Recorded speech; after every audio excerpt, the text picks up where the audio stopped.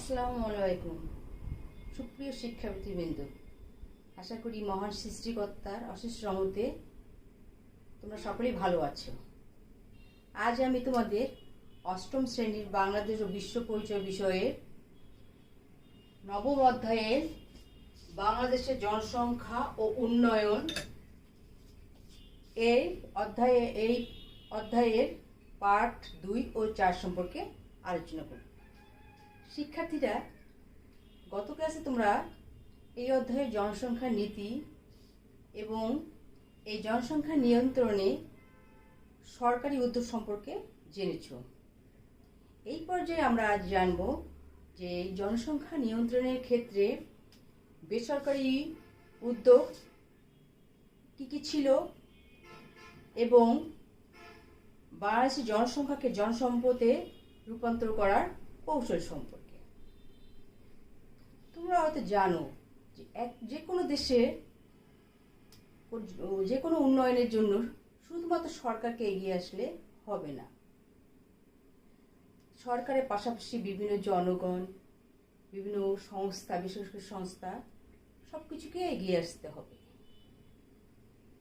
তবেই যে কোনো কাজ সুষ্ঠু এবং সফলভাবে সম্পন্ন হতে পারবে। তোমরা হয়তো এনজিওর নাম শুনছ। এনজিও হচ্ছে কি, যে নন গভর্নমেন্টাল অর্গানাইজেশন, অর্থাৎ বেসরকারি উন্নয়ন সংস্থা। এই স্থানীয়, জাতীয় এবং আন্তর্জাতিক পর্যায়ে এই এনজিওগুলো অর্থাৎ এই বেসরকারি উন্নয়ন সংস্থাগুলো নানা ধরনের কাজ করে থাকে। সাধারণত স্বাধীনতার পর আমাদের দেশের এই যে মানুষের যে পুনর্বাসনের যে ব্যাপারটা, এটা দিয়েই মূলত এনজিও বা বেসরকারি উন্নয়ন সংস্থাগুলো তাদের কাজ শুরু করেছে। আস্তে আস্তে তারা নানা ক্ষেত্রে তাদের কাজের পরিধি বিস্তার লাভ করেছে। বিশেষ করে বর্তমানে আমাদের এই যে জনসংখ্যা নিয়ন্ত্রণ এবং পরিকল্পনার ক্ষেত্রে তারা অত্যন্ত গুরুত্বপূর্ণ ভূমিকা পালন করে যাচ্ছে। আমরা এই যে বেসরকারি উন্নয়ন সংস্থা বা এনজিওগুলো সাধারণত যে কাজগুলো, উদ্যোগগুলো গ্রহণ করেছে সেগুলো আমরা দেখব। যে প্রথমত হচ্ছে যে কি, কমিউনিটি ভিত্তিক পরিবার পরিকল্পনা প্রকল্প, অর্থাৎ কমিউনিটি ভিত্তিক মানে কি, যে কমিউনিটি মানে কি, যে সম্প্রদায়। এই যে কমিউনিটি ভিত্তিক পরিকল্পনা বা ক্ষেত্রে এরা কি কাজ করে থাকে, যে জনগণকে আমাদের পরিবার অর্থাৎ দরিদ্র জনগোষ্ঠী, বিশেষ করে দরিদ্র জনগোষ্ঠীকে পরিবার ছোট রাখার বিষয়ে, তারপরে হচ্ছে পরামর্শ ও নানা ধরনের শিক্ষা দিয়ে থাকে, এমনকি তারা এই ব্যাপারে তাদেরকে উৎসাহ প্রদান করে থাকে। এছাড়াও এরা এই প্রকল্পের আওতা সাধারণত তোমার হচ্ছে কি, যে মা ও শিশু স্বাস্থ্য, টিকা এবং ইনজেকশন ও পুষ্টি ইত্যাদি বিষয়ে তারা এই সেবা প্রদান করে থাকে। আচ্ছা, এরপরে যে 2 সন্তানের পরিকল্পিত পরিবার গড়ার লক্ষ্য বাস্তবায়ন, অর্থাৎ আমাদের জনসংখ্যা সম্পর্কে স্লোগান হচ্ছে কি, যে ছেলে হোক মেয়ে হোক 2টি সন্তানই যথেষ্ট। অর্থাৎ আমাদের ছেলে হলেও 2টি বা মেয়ে হলেও 2টি, এর বেশি নেওয়া যাবে না। এই যে জনগণ আমাদের, যে এভাবে সরকার আমাদের নানা ধরনের লক্ষ্য নির্ধারণ করেছে। কিন্তু আমাদের সমস্যা হচ্ছে কি, যে তোমরা হয়তো জানো যে আমাদের অধিকাংশ জনগণ হচ্ছে কি অশিক্ষিত। তারা কিন্তু এই পরিকল্পনা ব্যবস্থা বা জন্ম নিয়ন্ত্রণের যে ব্যবস্থা তারা সহজে গ্রহণ করতে চায় না। এই ক্ষেত্রে এই যে আমাদের যে বেসরকারি যে উন্নয়ন সংস্থাগুলো আছে, তারা কি করছে, তারা এই কাজে তারা গুরুত্বপূর্ণ ভূমিকা পালন করছে এবং তোমাদের যে সাধারণ যে জনগণ বা দরিদ্র যে জনগোষ্ঠীকে তারা এই পরিবার পরিকল্পনা কর্মসূচি গ্রহণ করার জন্য উদ্বুদ্ধ করছে। হচ্ছে কি যে বাল্য বিবাহ রোধে উদ্বুদ্ধ করা হয়। বাল্য বিবাহ, এই বাল্য বিবাহ আমাদের একটা বড় সমস্যা। আমাদের যে দরিদ্র জনগোষ্ঠী অশিক্ষিত, তারা কি করে, তারা অল্প বয়সে তাদের সন্তানদের বিয়ে দিয়ে থাকে। এই যে তারা যে এই অল্প বয়সী সন্তানদের যে বিয়ে দিয়ে থাকে, তারা যেহেতু দারিদ্রতার কারণেই এই কাজটি করে থাকে।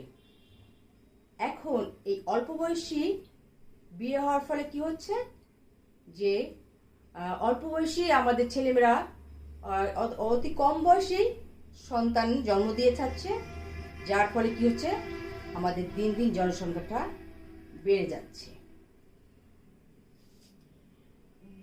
বেসরকারি উন্নয়ন সংস্থা বা এনজিও গুলো এই আমাদের এই যে জনগণকে, এই সমস্ত পরিবারের জনগণকে তারা বোঝাতে সক্ষম হচ্ছে যে সন্তানদের অল্প বয়সে বিয়ে দিলে কি সমস্যা হতে পারে, এবং দেখা যাচ্ছে যে অল্প বয়সী সন্তান জন্ম দিতে গিয়ে আমাদের যে পুষ্টি এবং উপযুক্ত পুষ্টি এবং খাদ্যের অভাবে অনেকে মারা যাচ্ছে।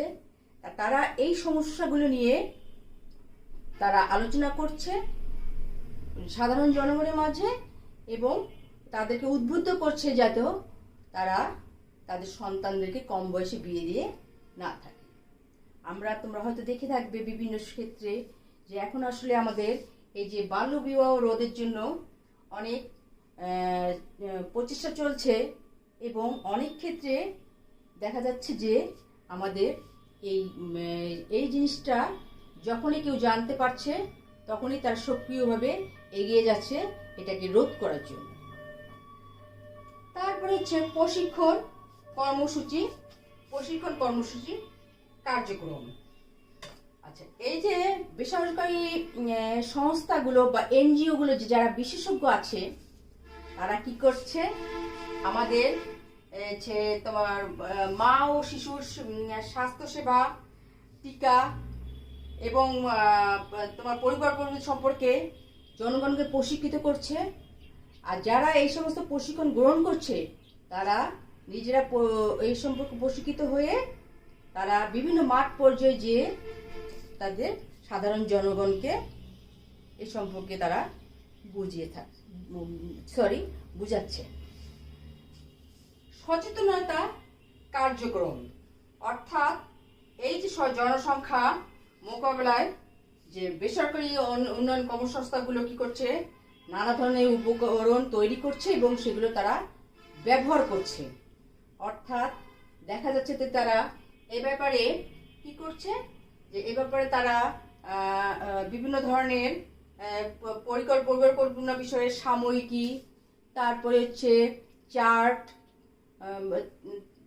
তারপরে news letter, documentary film, poster, calendar ইত্যাদি প্রকাশ করছে এবং এগুলো বিভিন্ন জায়গায় প্রচার করছে। আরেকটা আমাদের দেশে আরেকটা জিনিস হচ্ছে কি, যে ধর্মীয় নেতাদের উদ্বুদ্ধকরণ কর্মসূচি। যে ধর্মীয় যারা নেতা, আমাদের দেশের অশিক্ষিত জনগণ বা গ্রামের অধিকাংশ দরিদ্র জনগণ ধর্মীয় নেতাদের কথাকে তারা বেশি গুরুত্ব দিয়ে থাকে। সেই ক্ষেত্রে দেখা যাচ্ছে যে এই এনজিওর যে কর্মকর্তারা আছে, তারা এই যে ধর্মীয় যারা নেতা আছে তাদের যে কর্মশালার আয়োজন করে তাদেরকে এই যে জনসংখ্যার যে ভয়াবহতা, বৃদ্ধির যে ভয়াবহতা, এই সম্পর্কে তাদেরকে আলোচনা করছে তাদের সম্পর্কে, এবং তাদেরকে এই ব্যাপারে তাদেরকে যে সাধারণ জনকে বোঝানোর জন্য তাদেরকে উদ্বুদ্ধ করছে। যার ফলে কি হচ্ছে, এই সমস্ত ধর্মীয় নেতারা তারা নিজেরা এ সম্পর্কে জেনে তারা কি করছে, যে জনসংখ্যা নিয়ন্ত্রণের ক্ষেত্রে ভূমিকা পালন করছে। তাই কাজে আমরা এ পর্যায়ে দেখতে পেলাম যে আসলে যে জনসংখ্যা বৃদ্ধির ক্ষেত্রে সরকার যে উদ্যোগগুলো আমাদের গ্রহণ করেছে, পাশাপাশি এই উদ্যোগগুলোকে কাজে লাগানোর জন্য এবং এমনকি এই জনগণকে তোমার এই ব্যাপারে সচেতন করার জন্য আমাদের বিভিন্ন এনজিও বা বেসরকারি উন্নয়ন সংস্থাগুলো নানা ভূমিকা পালন করছে। প্রিয় শিক্ষার্থীরা, তোমরা হয়তো জানো যে আমাদের দেশে আয়তন 1,47,570 বর্গ কিলোমিটার, আর আমাদের জনসংখ্যা হচ্ছে কি প্রায় 17 কোটি। এই যে আয়তন, এই আয়তনের তুলনায় আমাদের জনসংখ্যা অনেক বেশি। যদিও আমাদের বর্তমানে নানা ধরনের কর্মসূচি গ্রহণ করার ফলে জনসংখ্যা বৃদ্ধির হার কিছুটা কমেছে, কিন্তু পাশাপাশি মা ও শিশুর মৃত্যু হার কমানোর জন্য এটা বেড়ে চলছে। এই যে আমাদের যে জনগণ অর্থাৎ জনসংখ্যা, এই বিপুল জনসংখ্যা কিন্তু আমাদের দেশে জনসম্পদ না হয়ে বোঝা হয়ে দাঁড়াচ্ছে। এই কারণে আমাদের লক্ষ্য হচ্ছে কি যে এই জনসংখ্যাকে আমাদের জনসম্পদে পরিণত করা। এই জনসম্পদ অর্থাৎ মানব সম্পদ যখনই জনগণ মানব সম্পদে পরিণত হবে, তখনই একটা দেশের অর্থনৈতিক উন্নয়ন সম্ভব হবে। আর এই জনসম্পদকে মানব সম্পদ হিসেবে পরিণত করার জন্য কি দরকার? উপযুক্ত শিক্ষা, প্রশিক্ষণ, চিকিৎসা, খাদ্য সংস্থানের ব্যবস্থা করা। যদি এই সমস্ত ব্যবস্থা গ্রহণ করা যায়, তাহলে হয়তো আমাদের এই বিপুল জনগণকে জনসম্পদ বা মানব সম্পদে পরিণত করা সম্ভব হবে। আর মানব সম্পদ আমরা যদি এই যে জনগণকে আমরা যদি সম্পদে পরিণত করতে পারি, তাহলে আমরা উন্নয়ন ঘটাতে পারব। একটা জিনিস তোমরা যে খেয়াল করবে যে আমরা যেমন সম্পদের ক্ষেত্রে আমরা যেমন দেখেছি যে আমাদের জনগণের তুলনায় সম্পদ সীমিত। এখন এই সীমিত সম্পদকে কি করতে হয়েছে যে উপযুক্ত পরিকল্পনার মাধ্যমে যদি আমরা কাজে লাগাতে পারি, তাহলে আমাদের এই সীমিত সম্পদ দিয়ে আমাদের অর্থনৈতিক উন্নয়ন সম্ভব। ঠিক তেমনি আমাদের যে এই বিপুল জনসংখ্যা, এই বিপুল জনসংখ্যাকে আমরা পরিকল্পনার মাধ্যমে আমরা যদি জনসম্পদে পরিণত করতে পারি, তবেই আমরা উন্নয়ন করতে পারব। আমরা যদি বিশ্বের বিভিন্ন দেশের দিকে তাকাই, তাহলে দেখা যাবে যে তারা এ ব্যাপারে অনেক এগিয়ে গেছে। অর্থাৎ এই যে যেমন চীন, ভারত, শ্রীলঙ্কা, এই যে দেশগুলো, এরা তাদের যে বিপুল জনসংখ্যাকে জনসম্পদে পরিণত করে বেশ সাফল্য অর্জন করেছে। বিশেষ করে যেমন যে তথ্য ও প্রযুক্তির ক্ষেত্রে ভারত কিন্তু অনেক দূর এগিয়ে গিয়েছে। এমনকি যে মার্কিন যুক্তরাষ্ট্রের মতো একটা দেশ এই তার তথ্য ও প্রযুক্তির ক্ষেত্রে 23% ভারতীয় দক্ষ জনশক্তির উপর নির্ভরশীল। তোমরা হয়তো দেখেছো যে আমাদের বর্তমান সরকারও কিন্তু আমাদের এই তথ্য যোগাযোগ প্রযুক্তির উপর জোর দিয়েছে, এবং যে বিভিন্ন কারিগরিমূলক শিক্ষা সেগুলো উপরেও জোর দেওয়া হয়েছে। কাজেই আমরা যদি এই যে আমাদের যে জনসংখ্যার দ্বারা যদি সুফল পেতে চাই, তাহলে আমাদের কি করতে হবে? নানা ধরনের কর্মসূচি গ্রহণ করতে হবে। যেমন যেটা ইতিমধ্যে অনেকটা গ্রহণ করা হয়েছে, যেমন এই যে কৌশলগুলো হচ্ছে নানা ধরনের। যেমন হচ্ছে কি যে 1 নম্বর হচ্ছে কি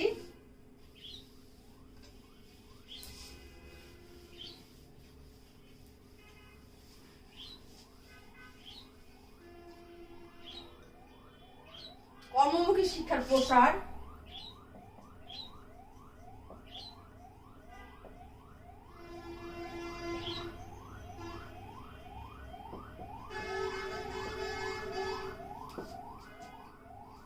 এবং জ্ঞান ভিত্তিক সমাজ গড়ে তোলা।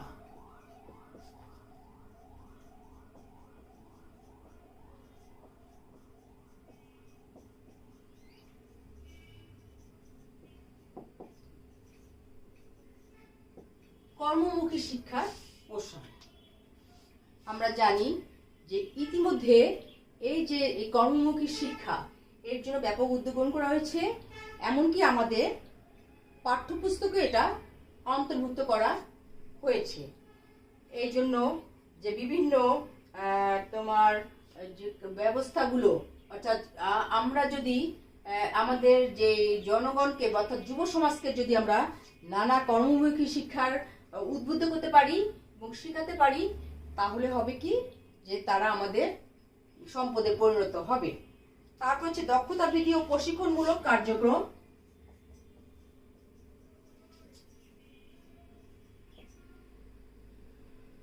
দক্ষতা বৃদ্ধি ও প্রশিক্ষণমূলক কার্যক্রম সম্প্রসারণ।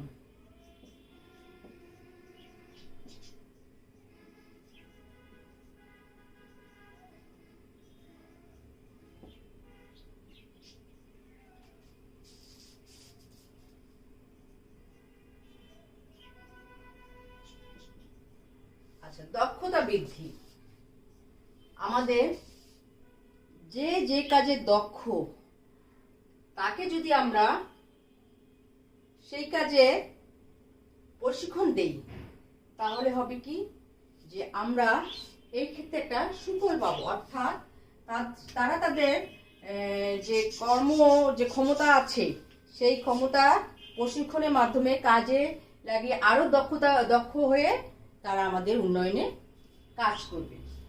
তারপরে হচ্ছে প্রযুক্তি ও কারিগরি শিক্ষার প্রসার।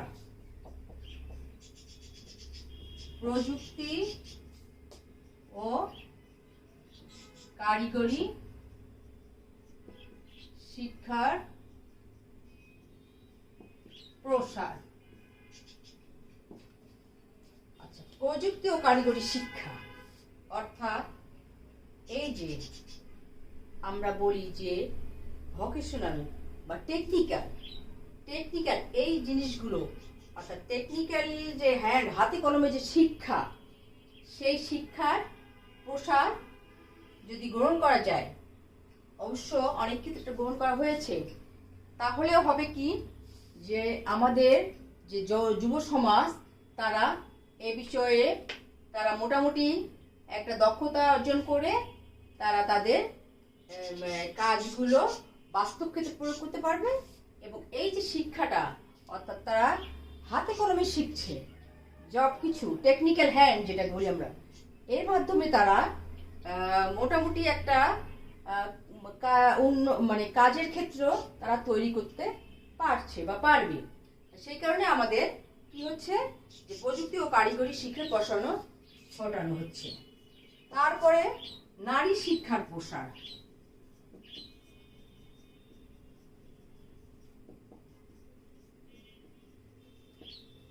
আমাদের দেশের অর্ধেক জনগোষ্ঠী নারী।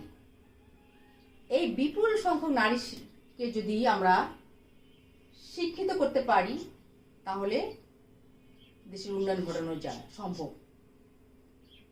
আমরা জানি যে আমাদের বর্তমান সরকার এই লক্ষ্যে ব্যাপক কর্মসূচি গ্রহণ করেছে।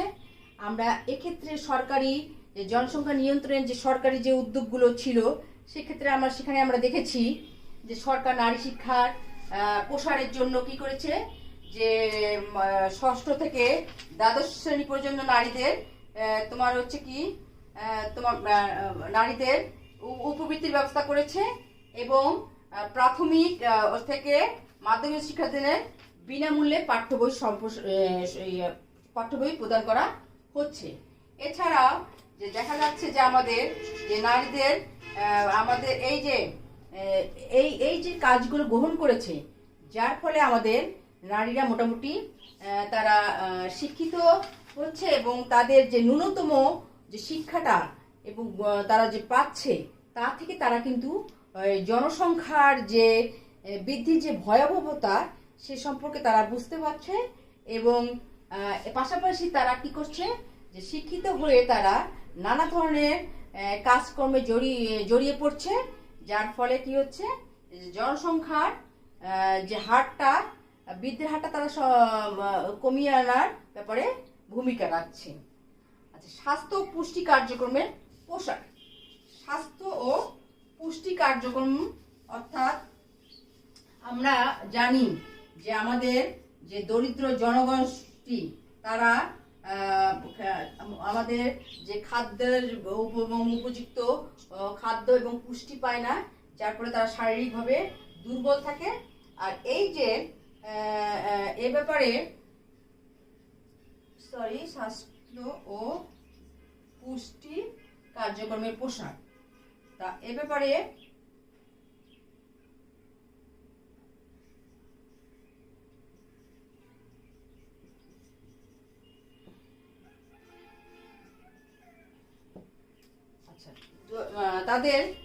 তারা উপযুক্ত পায় না, খাদ্য পায় না, তারা দুর্বল হয়ে থাকে এবং শারীরিকভাবে দুর্বলতার কারণে তারা প্রায় অসুস্থ থাকে।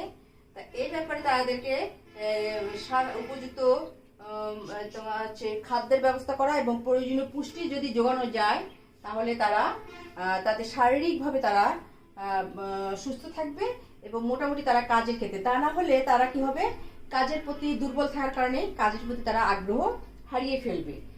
সেই কারণে এটা একটা আমাদের যে জনসংখ্যাকে জনসম্পদে পরিণত করার একটা কৌশল। আচ্ছা, এরপরে হচ্ছে উৎপাদনমুখী খাতের চাহিদা অনুযায়ী শিক্ষা ও প্রশিক্ষণ কার্যক্রম গ্রহণ। উৎপাদনমুখী খাদ্য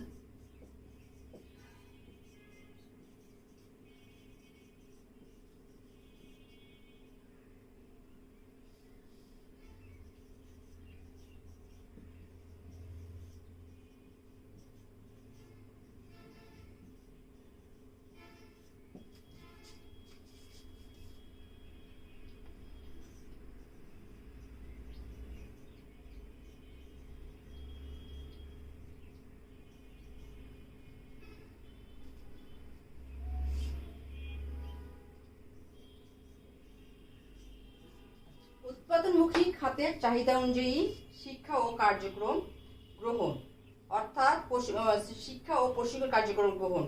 উৎপাদনমুখী খাত, যে খাতগুলো আমাদের জন্য প্রয়োজন, সেই যে উৎপাদনমুখী খাত, এই খাতের যে চাহিদা, অর্থাৎ আমাদের যে সমস্ত খাতের চাহিদা বেশি, সেই খাতের চাহিদা অনুযায়ী আমাদেরকে এই শিক্ষা ও কার্যক্রমটা গ্রহণ করতে হবে।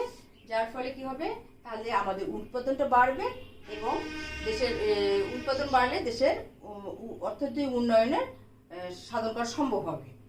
তারপর কৃষিভিত্তিক শিক্ষা ও প্রশিক্ষণের সম্প্রসারণ। কৃষিভিত্তিক শিক্ষা,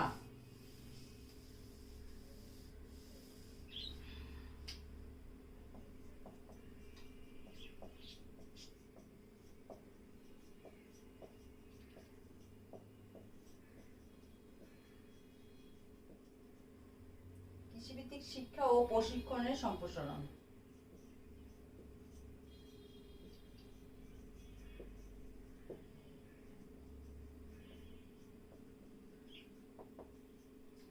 আচ্ছা, আমরা জানি যে আমাদের দেশ কৃষিভিত্তিক দেশ, তাই না? অর্থাৎ আমাদের অধিকাংশ জনগণ কৃষির উপর নির্ভরশীল। এখন এই যে আমরা যে তাদেরকে কৃষি, যেহেতু অধিকাংশ জন কৃষির উপর নির্ভরশীল, যদি আমরা তাদেরকে এই যে কৃষি উৎপাদন সম্পর্কে যদি আমরা শিক্ষা দিতে পারি, পর্যাপ্ত শিক্ষা দিতে পারি, পর্যাপ্ত প্রশিক্ষণ দিতে পারি, তাহলে কি হবে যে আমাদের কৃষির ক্ষেত্রে উৎপাদনটা বাড়বে এবং যার ফলে কৃষি পাশাপাশি আমরা এই কৃষির সাথে, যেহেতু আমরা জানি যে কৃষির সাথে ওর আদার্স যে অন্যান্য বিষয় জড়িত, তাহলে আমাদের সেক্ষেত্রে হবে কি যে তারা এই কৃষি উপযুক্ত শিক্ষা এবং প্রশিক্ষণ যদি পেয়ে যদি তাদের উৎপাদনটা যদি বাড়াতে পারে, তাহলে আমাদের অন্যান্য ক্ষেত্রে সেক্ষেত্রে আমরা সেটা সুবিধা লাভ করব। তারপরে কৃষিভিত্তিক কর্মসংস্থানের জন্য কৃষির আধুনিকরণ।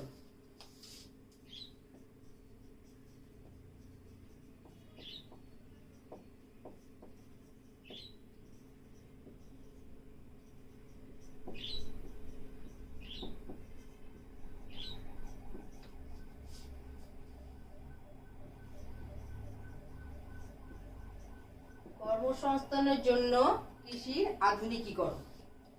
আচ্ছা, আমরা জানি যে আমাদের আসলে আগের কৃষি ব্যবস্থা ছিল কি সনাতন পদ্ধতিতে, অর্থাৎ আগের সেই জমি চাষ, আমাদের লাঙ্গল জোয়াল এইটা এভাবে। কিন্তু দেখা যাচ্ছে যে বর্তমানে অবশ্য উন্নত প্রযুক্তি, কৃষিক্ষেত্রে উন্নত প্রযুক্তি ব্যবহার করা হচ্ছে। দেখা যাচ্ছে যে অর্থাৎ উন্নত প্রযুক্তি অর্থাৎ কৃষির ক্ষেত্রে এখন আমরা সেই সনাতন পদ্ধতির পরিবর্তে আমরা কি করছি, উন্নত সার, বীজ, তারপরে হচ্ছে যন্ত্রপাতি ব্যবহার করছি। যার ফলে কি হচ্ছে যে কর্মসংস্থানের জন্য এটা একটা আমাদের একটা বিপুল পয়েন্ট।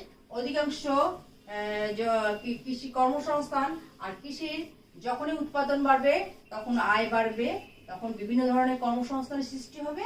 আর এই কর্মসংস্থানের জন্য আমাদের কৃষির আধুনিকরণটা একটা অপরিহার্য জিনিস। এটা একটা আমাদের জনসংখ্যাকে জনসম্পদের পরিণত করার একটা কৌশল।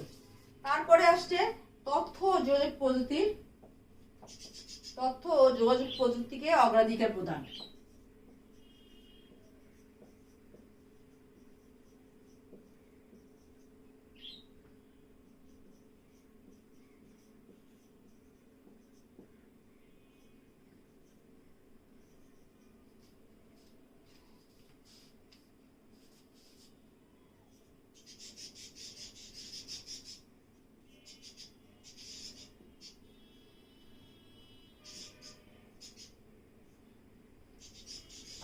তথ্য ও যোগাযোগ প্রযুক্তি, আমরা জানি যে তথ্য ও যোগাযোগ প্রযুক্তি বর্তমানে এটা একটা মানে বিষয়, একটা বিপুল বিষয়, বিরাট বিষয়। যে বর্তমান যুগ, প্রত্যেকটা পৃথিবীর প্রতিটা দেশে কিন্তু আমাদের এই যে তথ্য ও যোগাযোগ প্রযুক্তি এটার উপর গুরুত্ব দেওয়া হয়েছে। এমনকি আমাদের বর্তমান বাংলাদেশেও কিন্তু এই সরকার এই তথ্য ও প্রযুক্তি একে ব্যাপারে অনেক ভূমিকা পালন তারা করছে। অর্থাৎ বর্তমান যুগকে বলা হচ্ছে কি ডিজিটাল যুগ। আমরা দেখছি যে প্রতিটা ক্ষেত্রে এটা আমাদের যে জনসংখ্যাকে জনসম্পদ যে পরিণত করার যে কৌশলের মধ্যে এটা একটা গুরুত্বপূর্ণ বিষয়। যে বর্তমান যে আমাদের এখন আমরা দেখছি যে আমাদের প্রত্যেকটা ক্ষেত্রে কিন্তু আমাদের যে এই তথ্য ও যোগাযোগ প্রযুক্তিকে অগ্রাধিকার দেওয়া হচ্ছে। এবং এক্ষেত্রে একটা হচ্ছে কি যে আমরা এখন অনেক বিষয় আমরা ঘরে বসে সম্পন্ন করছি। আর যার ফলে কি হচ্ছে যে আমাদের উন্নয়নের ক্ষেত্রে এটা একটা গুরুত্বপূর্ণ ভূমিকা পালন করছে। তা এই যে জিনিসটা যে যেহেতু এটা আমরা যদি আমরা এই তথ্য যোগাযোগ প্রযুক্তিকে আমরা ভালোভাবে কাজে লাগাতে পারি, তাহলে আমাদের জনসংখ্যা কি হবে, জনসংখ্যা এই বিষয়ে তারা নানা প্রশিক্ষণ গ্রহণ করে তারা এ সম্পর্কে তারা এই নানা প্রশিক্ষণ গ্রহণ করে তারা নিজেরা এ সম্পর্কে জানবে এবং তারা দেশের নানা বিষয়ে, দেশের নানা উন্নয়নের কাজে তারা ভূমিকা রাখতে পারবে। তারপরে যে ক্ষুদ্র ও কুটির শিল্পের বিস্তার,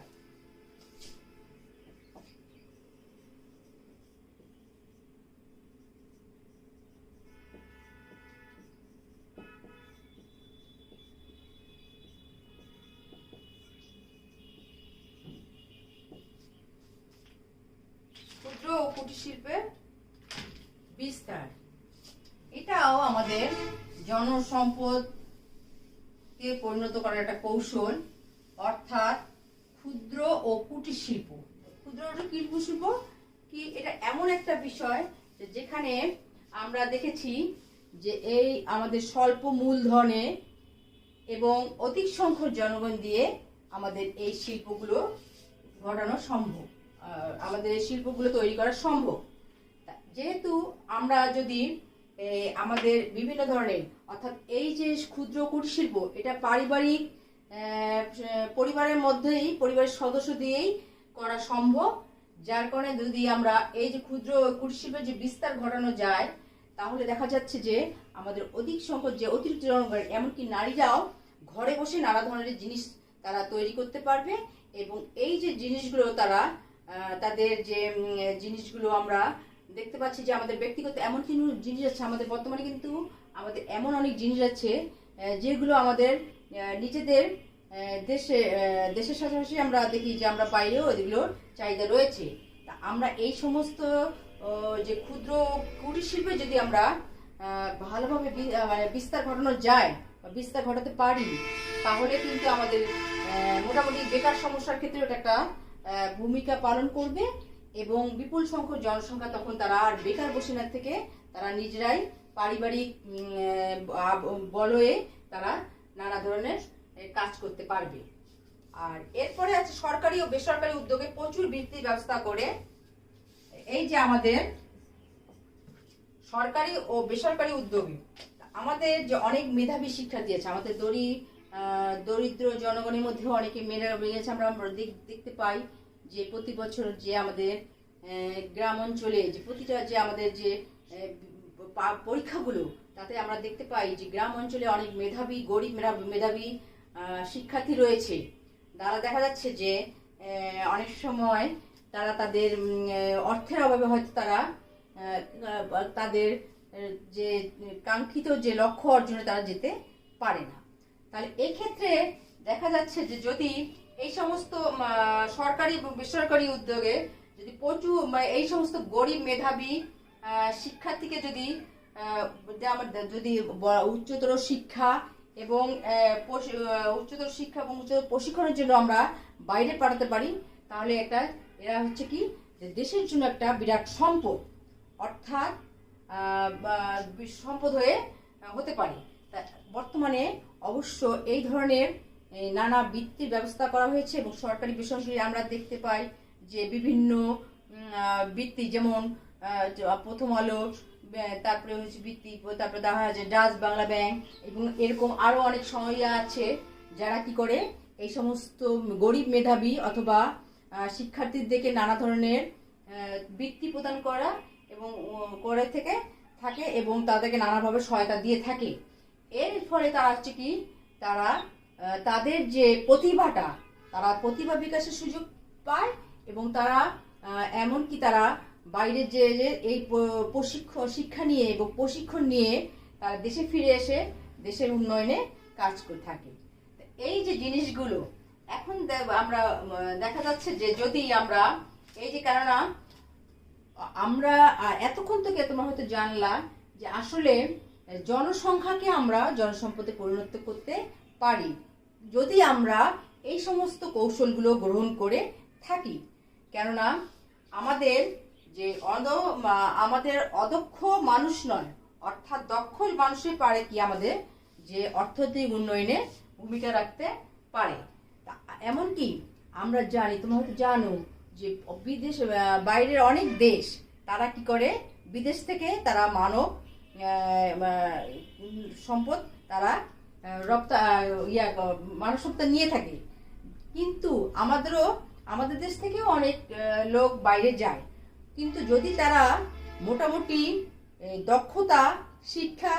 দক্ষতা নিয়ে যদি যেতে পারে, তাহলেই তারা কিন্তু আমাদের দেশে অবদান রাখতে পারে। কেননা তারা যখন বিদেশে যাবে, বিদেশ থেকে তারা নানা ধরনের প্রবাসী আয় বা রেমিটেন্স তারা দেশের জন্য প্রেরণ থাকে। আর এই যে রেমিটেন্স একটা দেশের অর্থনৈতিক উন্নয়নের জন্য রেমিটেন্স কিন্তু খুবই গুরুত্বপূর্ণ।